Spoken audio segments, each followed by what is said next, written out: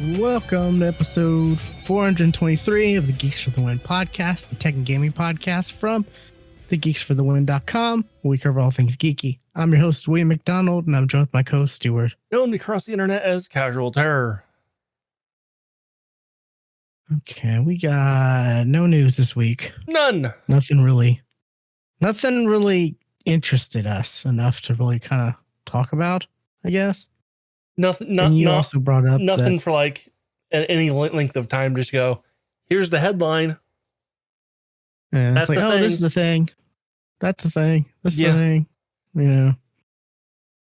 Like, yeah. But you also brought up that like E3 is around the corner, so a lot of things are kind of tightening up.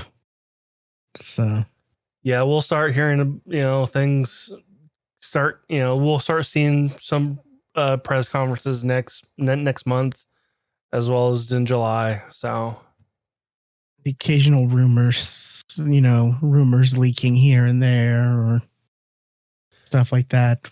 Yeah, between now and then. But real quick, just quick news right now. Apparently the Battlefield 6 trailer was leaked. Like it was like shit from Battlefield 6 was like a sieve. That's what the articles were saying. Like leaks on Battlefield 6 are a sieve because like so much shit was coming out. I'm like, yeah, sure, leaks. Because how poorly that Battlefield 5 was received, they're going to want to like, oh no, we're stuff from Battlefield 6 are leaking. You better watch EA Play.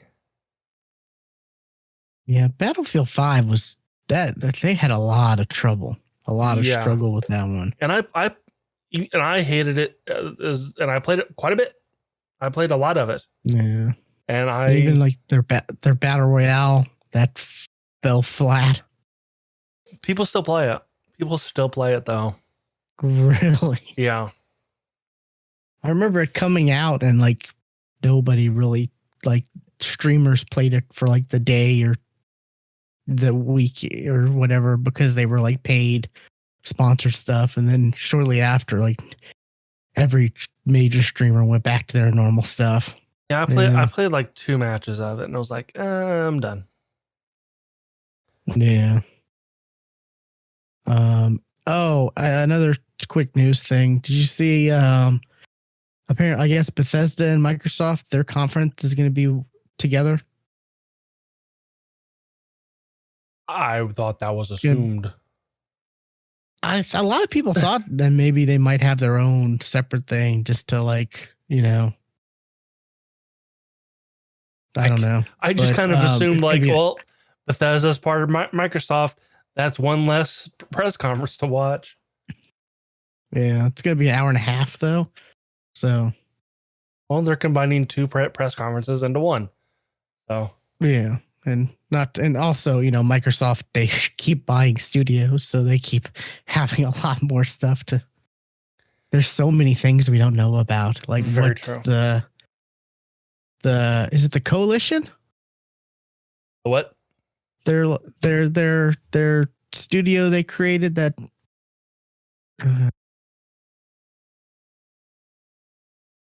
they have like this studio that they create. I think it's the Coalition they created that's got like a bunch of good people in it that nobody knows what they're doing right now. Can't remember which studio it is, but they do have some studio that, they formed that like they still haven't, no one knows what they're doing. And they've been a team of talented, years. Creative, fun-loving professionals.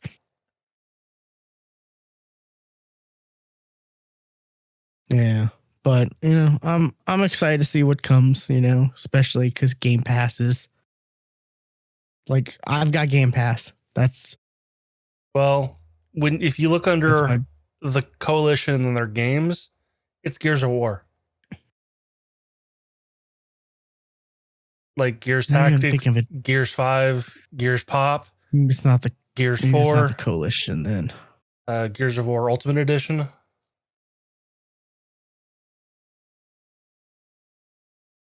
Must be a different studio then. Yeah, there's like they're united in their passion for Gears of War. That is the studio making Gears of War.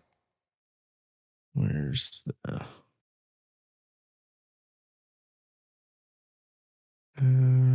I don't know. I can't. They've got. I'm looking at a list, and there's just so many to look at right now. There's something that. Anyways, I'm sure there is. Yeah, hour and a half. I'm sure there is. Hour and a half. I'm interested. Because Game Pass is. I've got Game Pass, and I'm.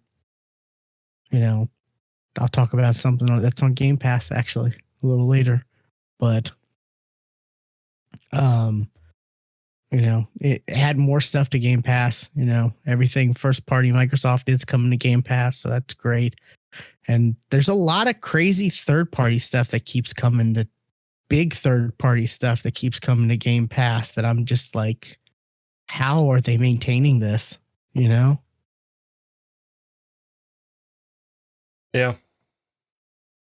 But oh no. Okay, what you been up to?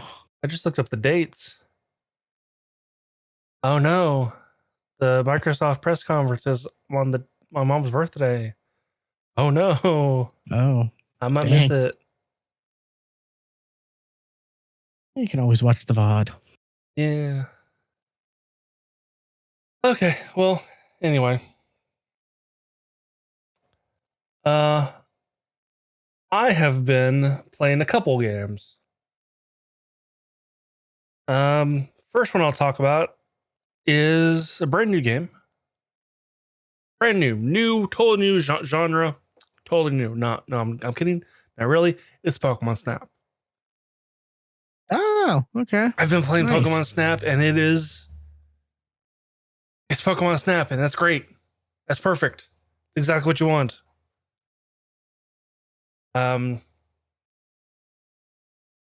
It's a little bit more grindy than I remember the original Pokemon Snap being, but I'm okay with that.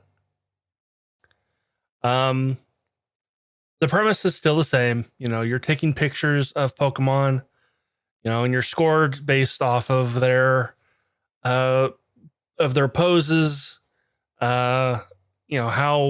how big they are on the frame, how well in center they are in the frame, which is not always the most artistic and photogenic, or being dead center of the frame, but that's how they score it. And there's a new scoring system this time around for direction. So whether they're looking directly at the camera or not, that's actually part of the score now. And then you are given stars. And each Pokemon, there are 3 different ratings. There are 3 different star categories. So you can have 3 different pictures of a Pokemon based off of their whatever activity is happening, and to be scored on that Pokemon instead of just the one pick. Like, oh, okay, I've got this one picture of Pikachu that is great, but this other picture of Pikachu I really like, but it's not flying on an Articuno. But the flying on Articuno gives me the most points. So I have to use that one. Okay. This one actually gives you here's a 1-star picture, a 2-star picture, and a 3-star picture based off of, kind of what's going on. Pikachu doing an electric bolt might be a 3-star picture, but just the Pikachu just sitting waving at you is a 1-star. So, and for most of the courses, not all, there is a day-night. So there's a day course and a night course, and different Pokemon will appear on the night than on the day. Different stuff might happen. And the more you actually do it and the better scores you get, you actually level up the course. And when you level up the course, new stuff's going to happen. New Pokemon will appear. different stuff might happen in certain locations. But all in all, it's Pokemon Snap, and Todd does show up in the game. He's all grown up, which I didn't think people did in Pokemon. In Pokemon, I didn't know people aged. Yeah. Most of the time they don't. Yeah. But yeah, the new Pokemon Snap is actually a really good Pokemon game. Pokemon Snap game. There's a lot of Pokemon. I'm like, I have no idea what you are, but you're beautiful. Smile. As I throw an apple at your face. Oh, they're not. Well, they're not called apples in this game. They're called fluff fruit.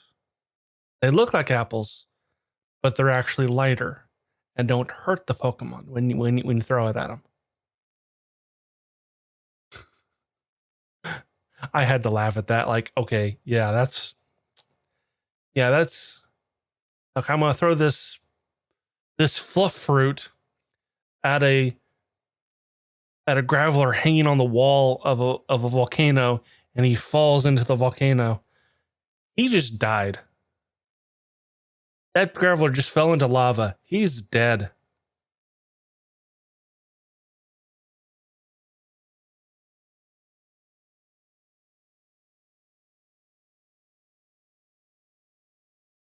Yeah. And this has been a game people have been wanting for the longest time. Like ever since the first one released. and we finally got a new Pokemon Snap, and it's exactly what we wanted. That's good to know.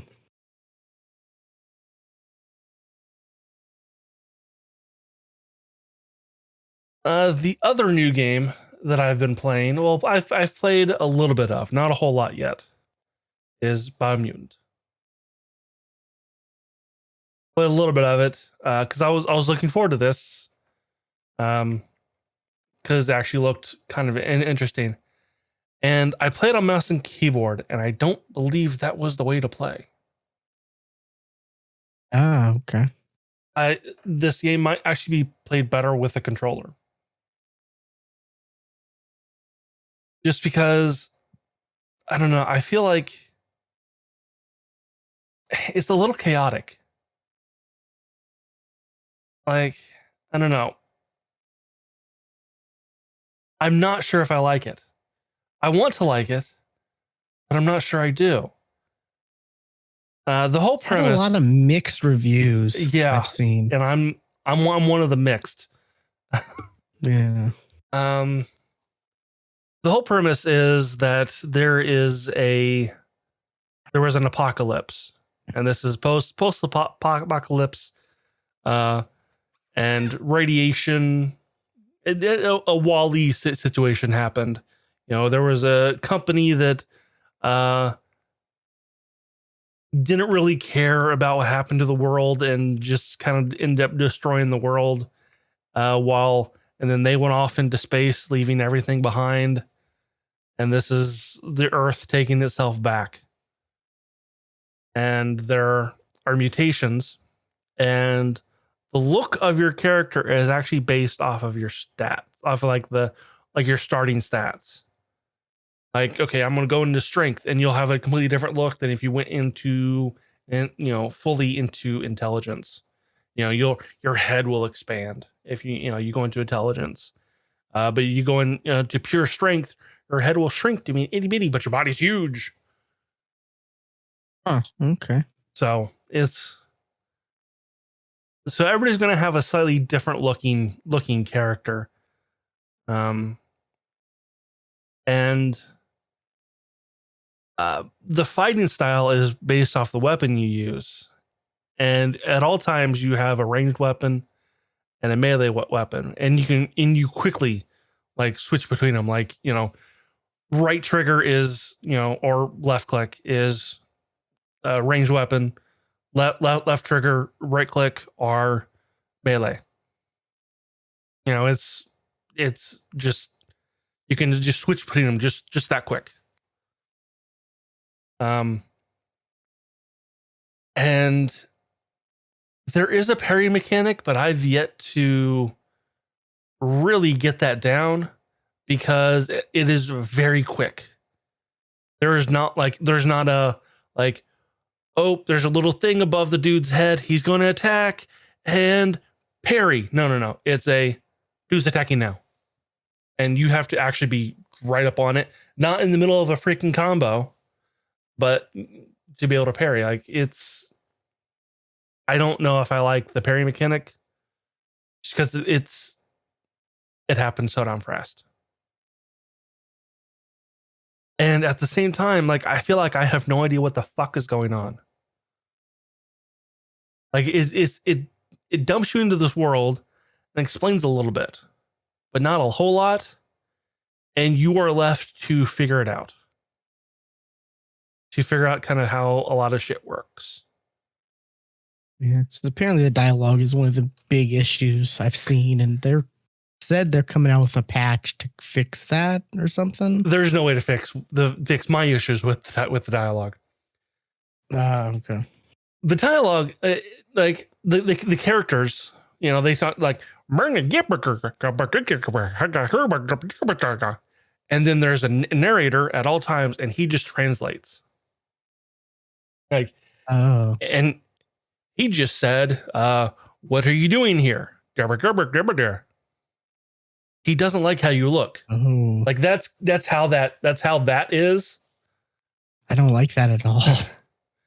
But it's at the same time though, because there's one character I came across that I found freaking funny. It was like a flashback sequence, and you're a little kid and you talk to this greaser dude. He's a straight up greaser, you know, blue jeans rolled up at the cuff, you know, leather jacket, white tee, pompadour hairstyle, and he he's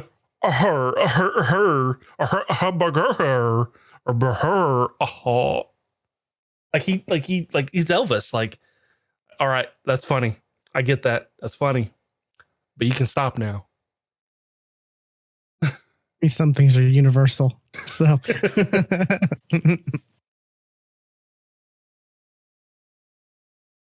but yeah, like there's this tribe war system that's happening, and I don't feel like it's explained enough on what the fuck is going on, or I'm just going through the motions at the moment.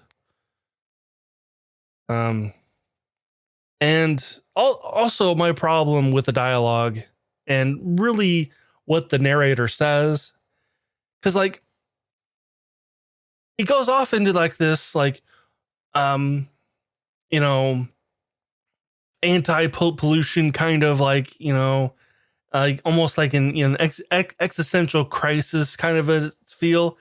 But then you walk into a toilet. Oh, it's a flush-em-a-bob. Take the thingy do one thing, the brushy brush, and fight the enemies with the like. Are you 5? Like what? Who wrote this dialogue? Like some of the descriptions for the old stuff is like, all right, you are written for a child, but this game is too complicated and not made for a child. So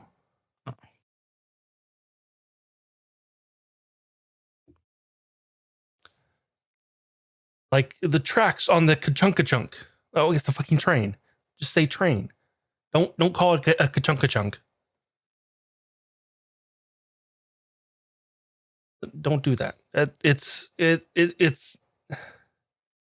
trying to make you think, but at the same time trying to make a 5-year-old laugh. So it doesn't mesh well. But I will play a little bit more because, like I said, I've only played a little bit of it. But and I still feel like I just have no idea what's going on.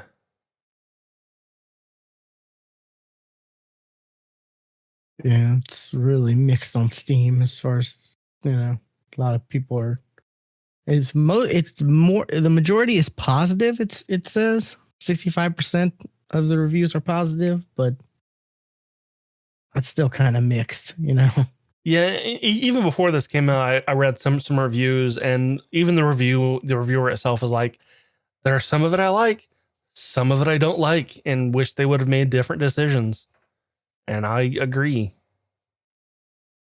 Yeah. I think a lot of people were kind of looking forward to this game. I know you were for sure. I kind of was, just because there was nothing really on my radar. I was like, this is a game. It looks fine. I'm looking forward to it now. But yeah, I don't know. I really don't know how I feel about this game.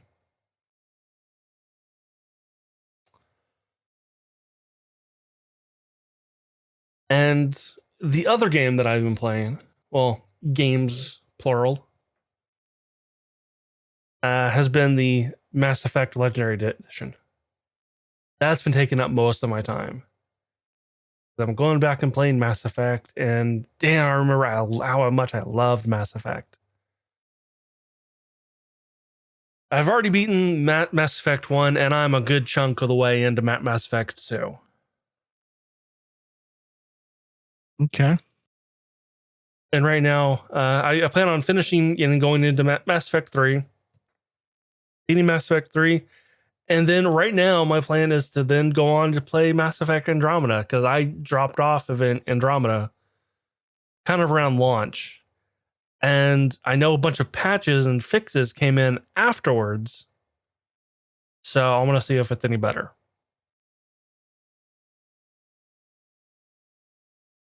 But it's a really good remake. Like, it is like they definitely streamlined the how the games kind of feel and look between the three. Because like the HUD in Mass Effect 1, 2, and 3 looked totally different. Now they all look relatively the same.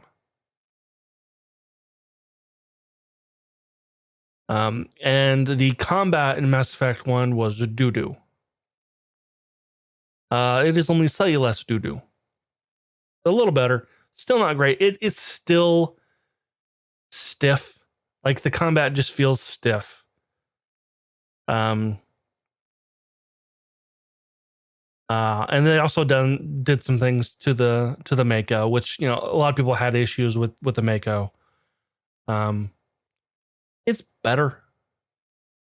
It's still doo-doo, but it's not as bad as it was before. I know, you know, whenever, you know, I used to bring up, you know, you used to play Mass Effect 1, you used to say, but that car was always, you kept hearing that car was awful to drive. That was like your sticking point for you not playing Mass Effect 2 or Mass Effect back in the day. No, I never even gave it a try. We've had this conversation. I know it, because it's you, and you have this, you usually pick one thing and you stick with it on why you don't play a game. I don't even remember a car. Like, that's how much it stuck with you. I know. Okay, you say so. We've been doing this for 11 years. I know we had that conversation. Because I love Mass Effect, so I remember that conversation. The thing I remember, if I did give it a short try, was, I think, the combat. I didn't like the combat. Yeah, the combat in 1 is not great. It's not awful, but it's not great. Definitely by 3, it's way better.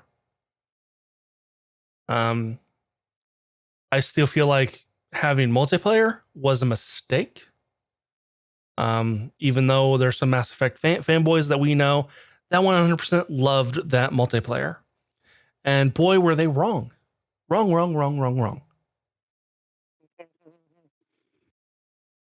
Same with the multiplayer in Dragon Age. Those games should not have a multiplayer. No, those. And in 3, you had to play the multiplayer because there was a galactic readiness meter or score you had to kind of hit. So when you get to that last mission of no return,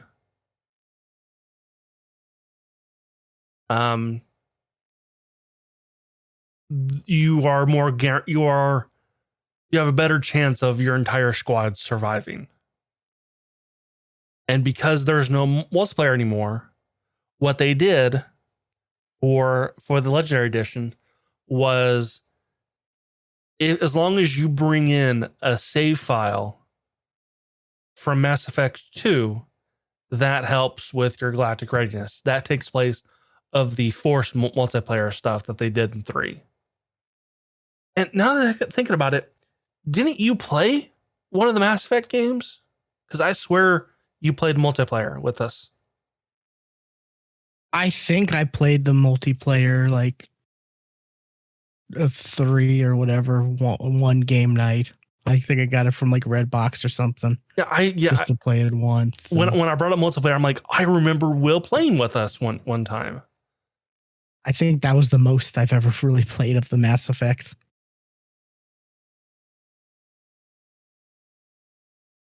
Well, I think you would like. I think you would like the Mass Effect games. I really do. And the Legendary Edition, that's the way to play it. It really is. Now it's not. It doesn't fix everything, but it fixes some things. Like there was one side quest that people complained about for years. It was a dumb complaint, but they fixed it for the Legendary Edition. There was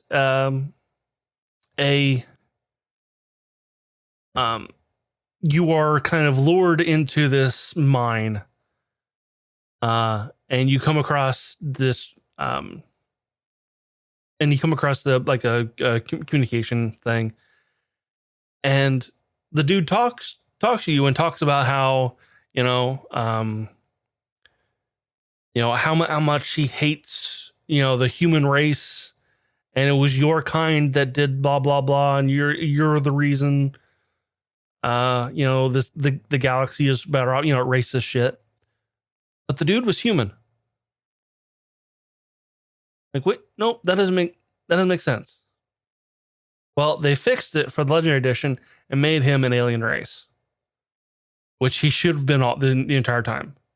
He should not have been human. He should have been somebody else, or he should have been another alien race. And they fixed that this time around, which cool.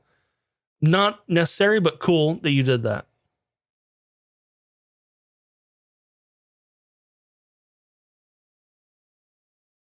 I was actually playing Mass Effect 2 pretty much all day today.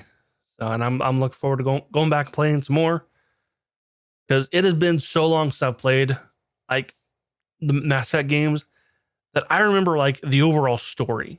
I remember certain beats, but there's a lot of it I don't remember at all.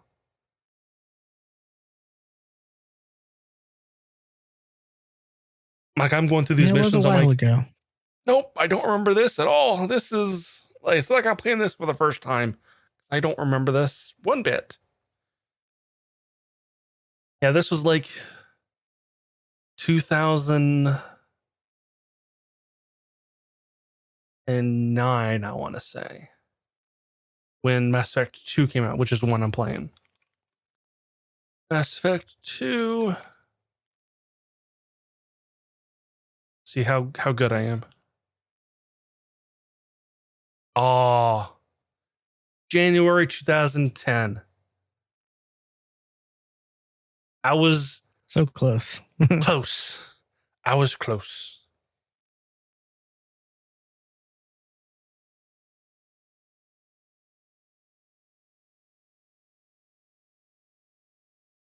But yeah, Mass Effect still good. Still good. Waiting. I'm waiting to be pissed off by Mass Effect by the ending of Mass Effect 3, but okay. But I know I'm going to be pissed off about it. Yeah, it's a good thing they did a good job with this remake because they had no choice but to do a good job, or right after it would have just been a nightmare. After the reception of Andromeda, they needed something to make people excited for a new Mass Effect game, because they are making a Mass Effect game because they said so last year. All they had was just an Asari, which is the blue chicks, just looking at the camera, and then the word Mass Effect will return came up. That's it. That's all we got. But I don't know. They hopefully Dragon Age 4, which is BioWare's next game, is well received, because their last two games were not. And I feel like BioWare might be in trouble. Yeah. They've put a lot into Anthem, which fell. Yeah, and then they tried really hard to fix it with like Anthem Next, I think it was called. And that didn't even decide to just cancel that. That initially got canceled. So I am worried about BioWare, because I love BioWare. I love BioWare games. Did not care for Anthem though. Did not. And Andromeda was kind of meh. So, but I want BioWare to continue to be a thing. And the fact that Casey Hudson keeps leaving and coming back and leaving and coming back also has me worried. Yeah, that's a bit interesting.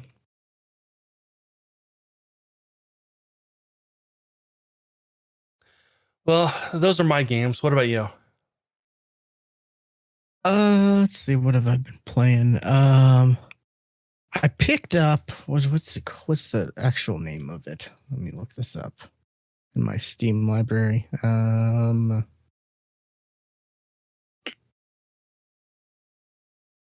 Is it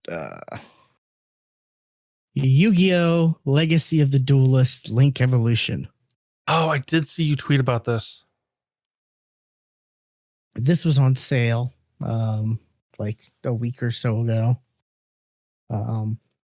So I picked it up, and I've been playing through the story of the first Yu-Gi-Oh! Because that's the only one I ever watched. I never watched 5D, or I don't even know what the other ones. I couldn't even think of the other names. I just remember 5D because they were on. I watched the first because they were on bikes right around a track on motorcycles. Yeah, and I remember watching the first episode and just being like, "What is this garbage? Like what?"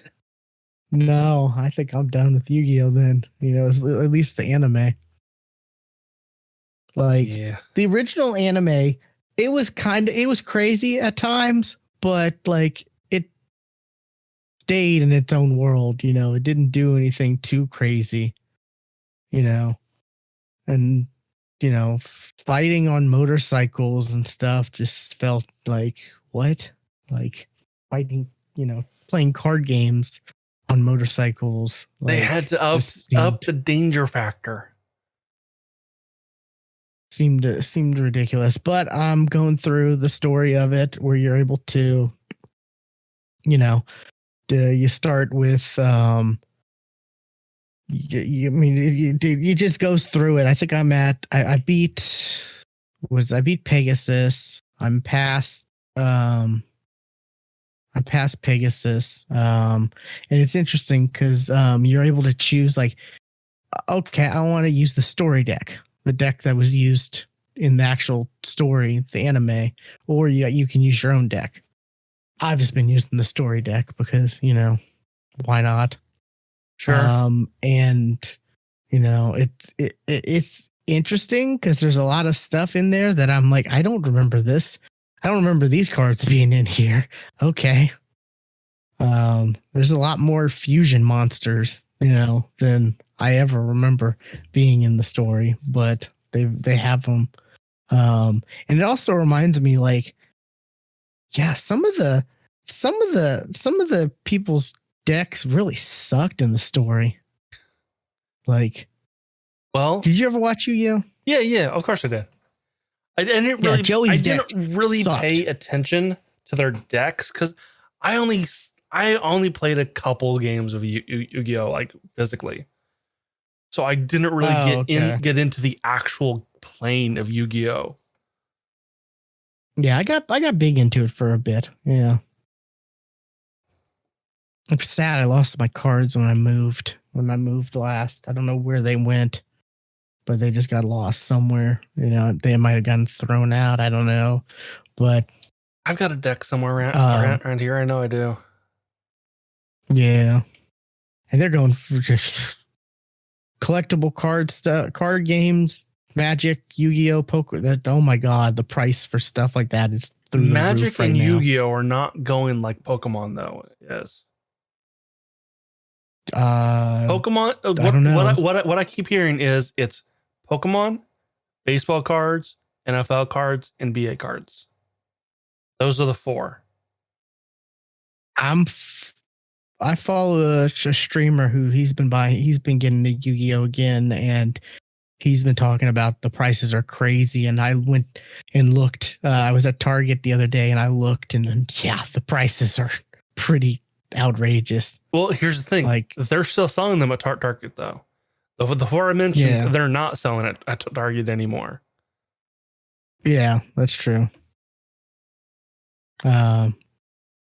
Yeah, there's no Pokemon at Target, but I can't remember if there was sports or not. I didn't really pay too much attention. I remember seeing signs talking about, like, limiting the amount you can buy, Due to literal people putting guns on each other, like, what the fuck? Yeah, Pokemon but like cards? Joey's deck would have, like, 4-star, which is like the highest star you can summon without having a tribute. 4-star cards that were like 1600 HP at most. Or attack, not HP, attack at most. And it's like, that's not good. Like, it's like Kaiba's deck is like the optimal deck that people would want, that people would actually use, with like their 4-stars were like 18 to higher and stuff like that. But so whenever I had to play as like Joey or whatever, it was kind of rough, Well, that just tells me you didn't believe in the heart of the cards. I did. Every time I drew, every time I drew a card, I said it. No, but there's no voiceover or anything like that. It's and every time you beat like an opponent in the story, you can. I don't know if you can from the start, but at least I've noticed after you can reverse, so you can be the other person fighting. The other perspective if you want. So you could be Pegasus fighting Yugi. And summon Blue Eyes White Dragon. Interesting. Yeah. But yeah, you get like points and stuff like that you can unlock. You can unlock packs, and you unlock you unlock new booster packs as you go through the story. Like you beat Kaiba, you unlock Kaiba's booster packs, which have like, is the ones, the packs where you can get like Blue Eyes or Blue Eyes related, cards and stuff like that. Or, Yugi's pack, which is like the Dark Magician and all that kind of stuff. And so as you go through the story, you have the ability to get more cards to actually put into your own unique deck. It's a good game. I'm not saying that the actual PC game. The PC game's great, but I'm saying like in general, Yu-Gi-Oh! I've always enjoyed the actual card game. It was always my go-to like card game I played. I played Magic, you know. I collected Pokemon cards, but I could never play the Pokemon game, like the trading card game. I never did. Like, No, I never did either. yeah. I had But the yeah, Pokemon cards, and I remember I made the greatest trade of all time on a grade school playground. oh I yeah, traded a one water energy for a war turtle. Who the fuck wow. trades energy for a Pokemon? I don't know. Yeah, that's pretty bad. But yeah, I'm enjoying it because, like I said, it's always been my like go-to card game when I think about, you know, card games and stuff like that. And I enjoyed Yu-Gi-Oh fondly. You know, I haven't tried like I'm just started like figuring out what deck I want to make and maybe like battle people online in the future. But I'm still going through the story stuff to try to unlock you know, new packs to be able to. And there's no, as far as Just I can have a tell, there's no deck like just full of Exodia. You're well, the you're thing is guaranteed to win. you can only have 3 of one card, I think. But Well, yeah, there are a lot of like yeah, there are a lot of other cards that, you know, it's like, oh, use this card to summon a piece of Exodia from your deck to your hand, use this card to do this. Like, there's a lot of cards that you can use to build around for that, which I actually did when I was playing one of the story modes. I actually did win the game with Exodia. I think it was the Yugi versus Kaiba, like the first one. I actually did that, and I could have won a lot earlier, but I'm like, no, I'm gonna skip this turn because I want to draw Exodia. I want to draw the final piece and win that way, and it was an achievement, so that was pretty good. That was fun. I know to see. there's a clip of, let's say, I know it happened to Michael Jones and Ray. It happened to both of them separately, where their opponent first round pulled Exodia, all of them. Oh wow, that's crazy. First round. And I think the one with Michael even went first, but with Ray didn't go first. The other guy did. So like Ray didn't even have a chance. Ray didn't have a chance. It was just he entered the game and was done. That is crazy. Yeah. That is insane. But yeah, I'm enjoying it. I'm having fun with it. It's something it's another one of those games I'm playing when I'm like watching anime or watching, you know, YouTube videos or a Twitch stream or something else, you know. It's something I don't really have to pay too much attention, especially since, like I said, the story like of it, there's no voice or anything like that. It's just lines, and it's like, well, I know the story of it, so I can just skip the text. I don't have to read the text. I can just skip that and go to the battles and whatnot. But it's fun. I'm enjoying it. And I think I don't the mode I got, or the edition I got, there's like no extra DLC or anything like that, so I don't have to worry about like having to actually pay money, you know, which is nice. And it was on sale. Like, it was like 70 something % off too, so you can't beat that. No. So I'm enjoying it. It's something I'm gonna keep at. Here and there, you know. What else? What's another thing? Something I just started. I mentioned I've been playing something that just came out on Game Pass. It's called think I mentioned this to you before, but it's called what's the full name of it? Solasta Crown of the Magister. Okay. It's a D&D game. It's a 5e D&D. Like, you know, do you control it? It's been in early access, but it just came out like, you know, the 1.0 version just released. Like, and it's on Game Pass like right now. 3 days ago. Yeah. Yeah. So I picked that up. Funny. I'm looking at it and it's Yo Hambo added to their wish list. If you want to play D&D, you can play D&D with us. No. Anyways, yeah, I made one character. The character builder it's not everything you want. Like, it's not everything from D&D because one, there's not all the classes. There's no sorcerer. There's no warlock. It's like wizard. I forget what it is. It's like wizard, paladin, fighter, rogue,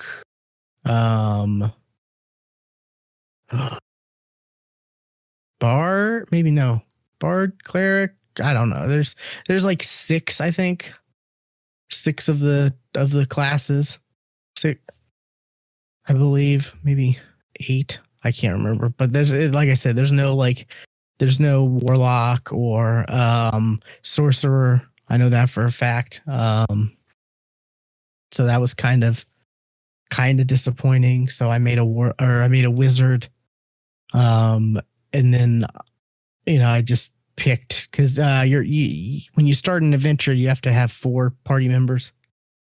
So I just picked 3 of the pre-made ones, you know, for my first time. You know, I made my main character, and then I was like, okay, this pre-made paladin, I'll take this pre-made fighter, and then a rogue. Okay, great. It's got like cutscenes and voice dialogue and stuff like that. Where you're at least the first campaign or whatever you're choosing, your party meets at like a pub, or, you know, Of course. The generic your party meets in a tavern. Yeah, tavern, and they're talking. They're waiting for, you know, they're waiting for this like person to give them, you know, their job or whatever. And they're talking, you know, while they're waiting, they're talking about like, or their journey here, and that's kind of the tutorial. Is like each character is like, oh, I had these bandits, you know, kidnapped me, and then I had to break my way out, and then you go into breaking your way out, and, you know, you see the tutorial that's like, okay, you do this to be stealthy, you do this, and you see that, you know, it has dice rolls and all that stuff, you know, to whenever you try to do any actions or, you know, attacks, stuff like that. I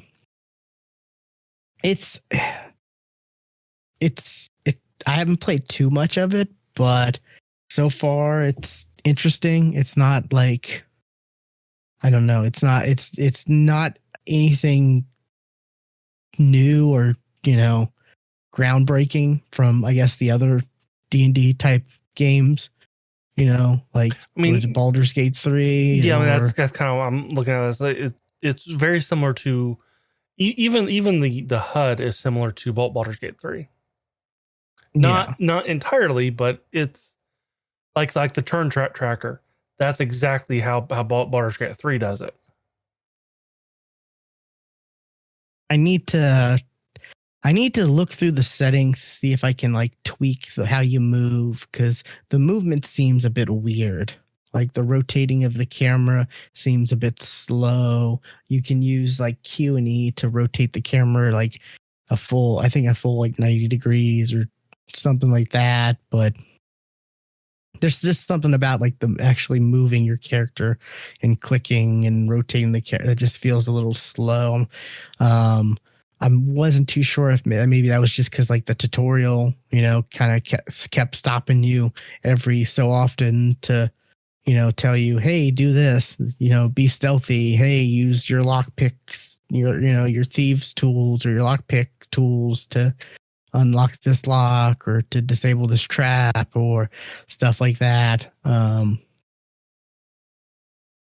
But it's something I'm gonna not.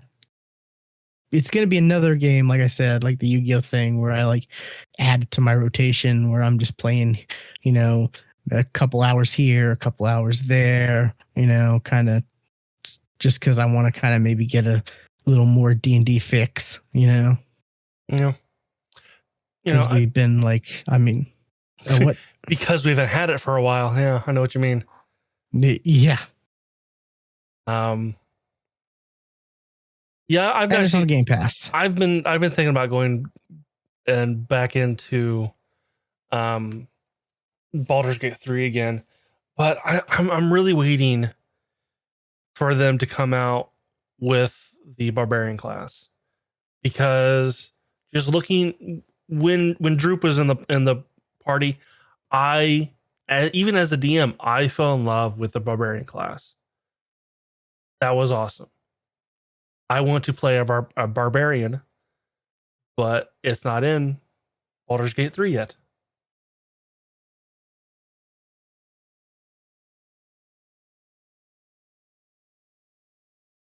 Yeah, I'm not quite sure what all classes there are actually in this. I can't remember all of them, but like I said, there are some missing. See, they're going based off of the SRD 5.1, and I'm looking at it right now to see what classes are in it.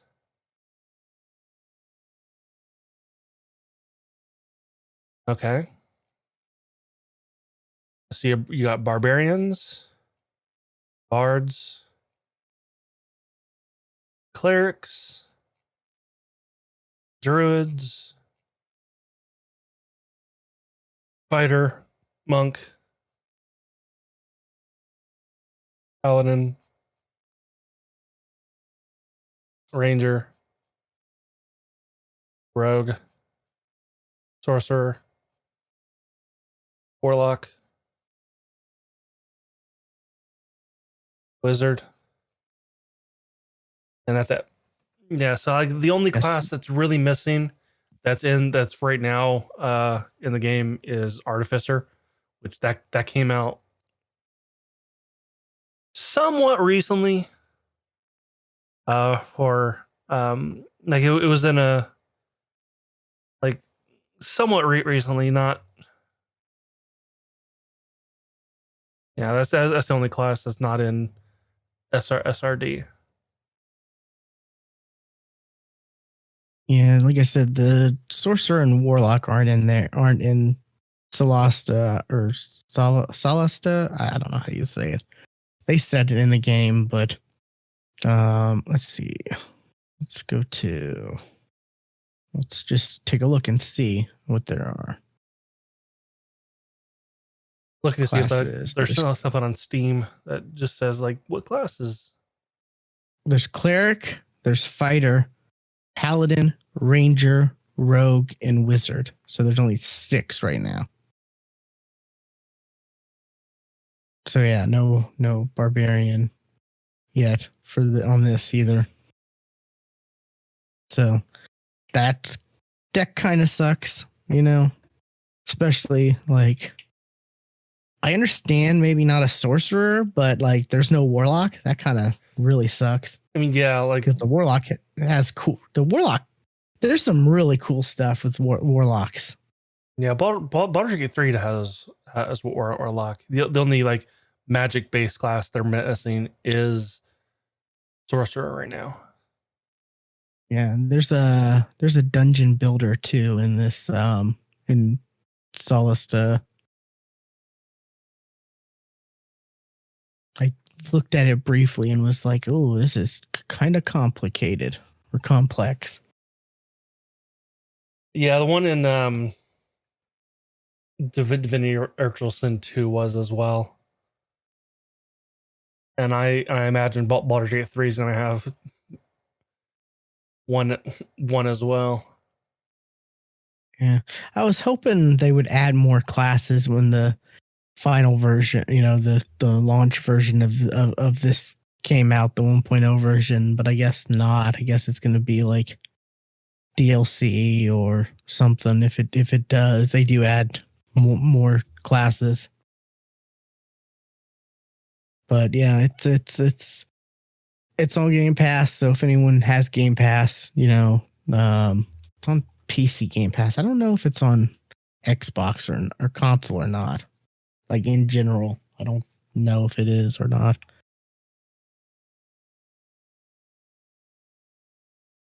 Let's look this up.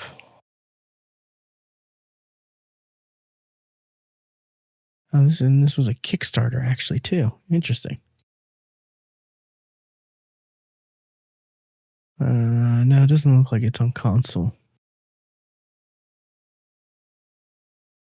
So yeah, Game Pass for PC, or it's on Steam if people want to pick it up on Steam. But it's interesting. I'm gonna keep playing it. Try to figure out the whole I'm just not used to having the whole clicking to move your character and then rotating the camera at the same time to see around corners and in when you're going through dungeons and stuff.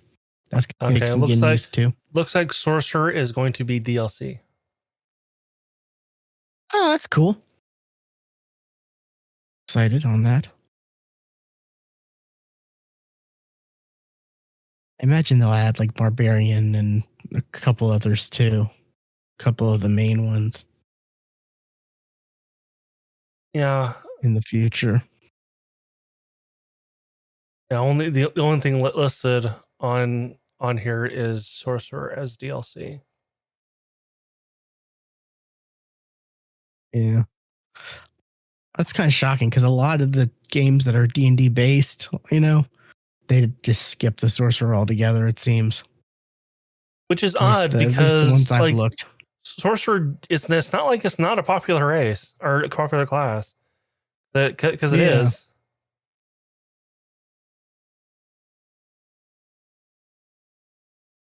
Maybe it's just like, I don't know, maybe there's game mechanics behind it to where they don't want to add it because they don't need to prepare spells and stuff like that. Well, I feel like it's easier than Wizard. Yeah. It's that easier mechanics than Wizard. I guess meta magic might throw a chink into that. But I mean, even then, no, I can't see why you wouldn't.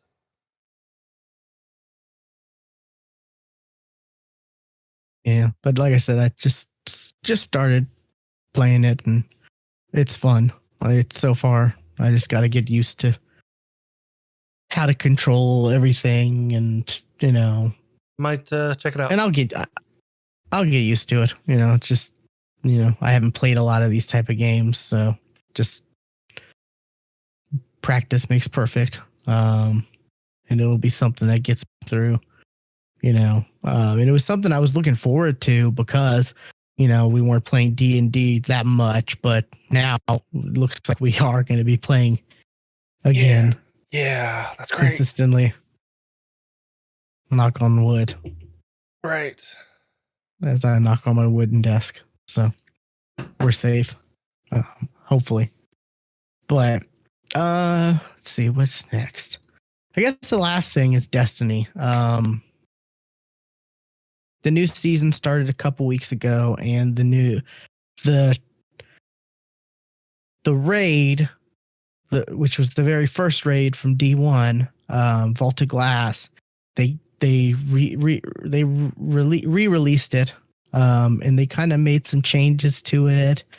They did some interesting things with it. I had a group. We tried to go for day one, which day one has what they call contest modifier, which it's you're capped as you're capped like 20 levels under the actual, you know, even if you're like, you know, even if you're like 20 levels above, you know, the enemies, it doesn't matter. You're capped below, you know, so it kind of makes it tough and it gives everyone a fair advantage or a fair, like, you know, starting point or whatever.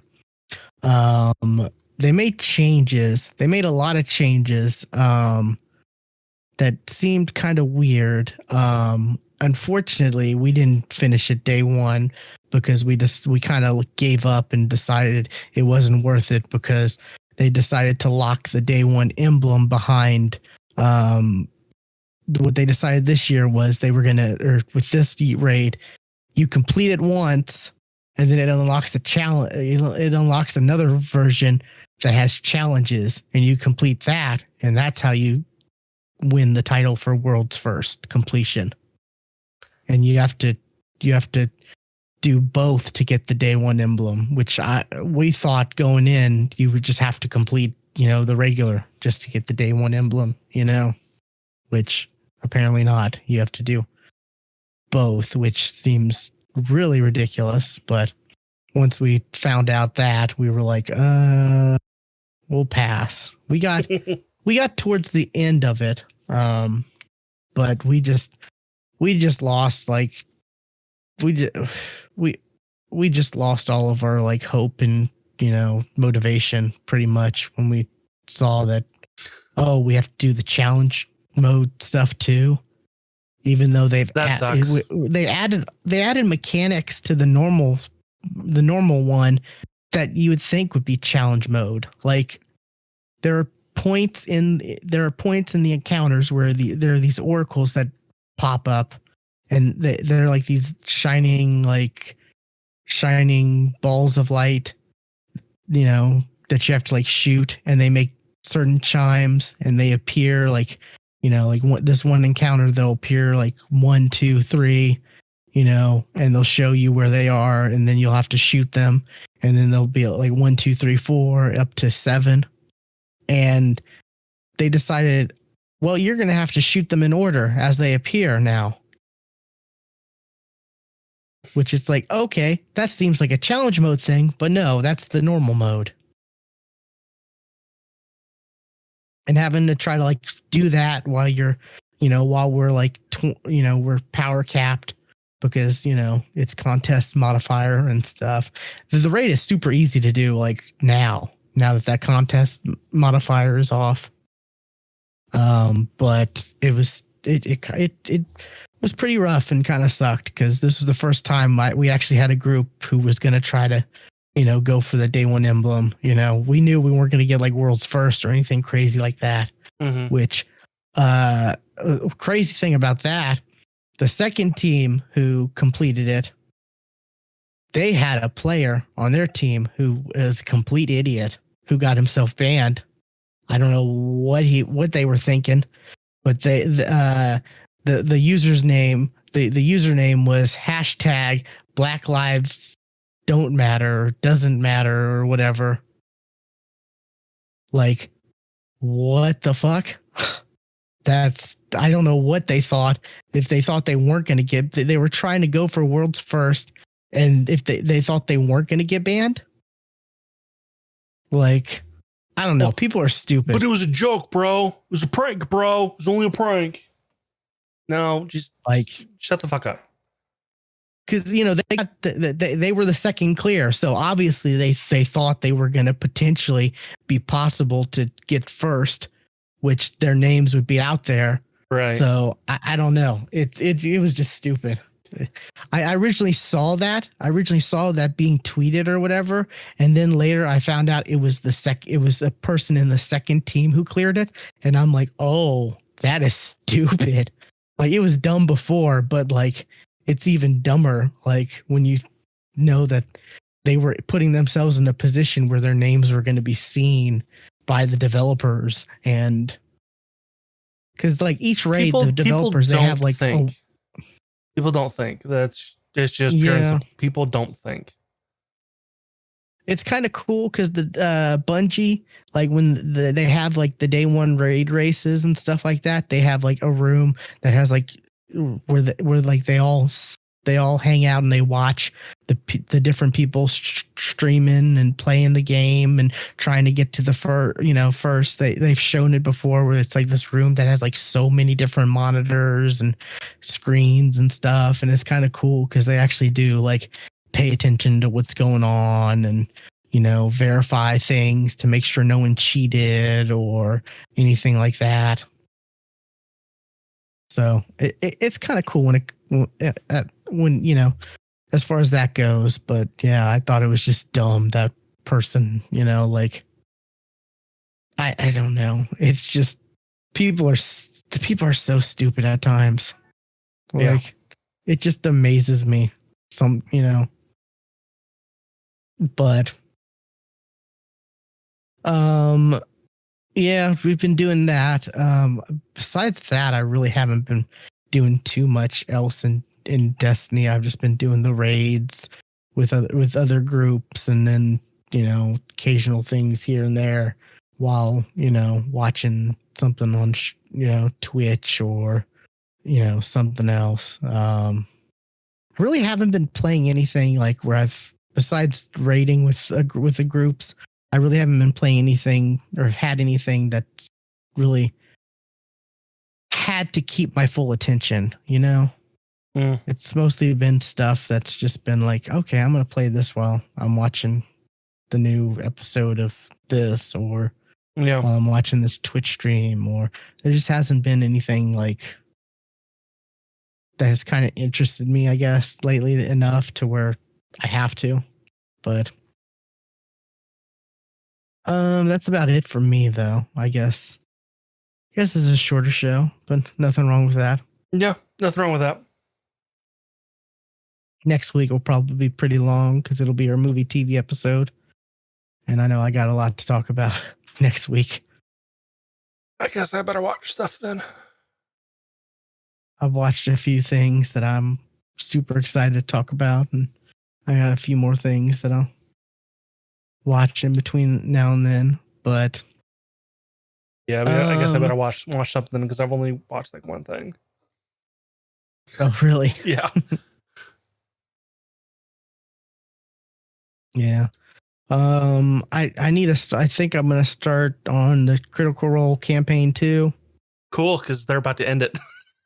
Yeah, I saw they were like ending, or they just ended, or so. I wasn't sure if they had ended yet or not. No, they haven't ended yet, and I'm like 6 or 7 episodes behind.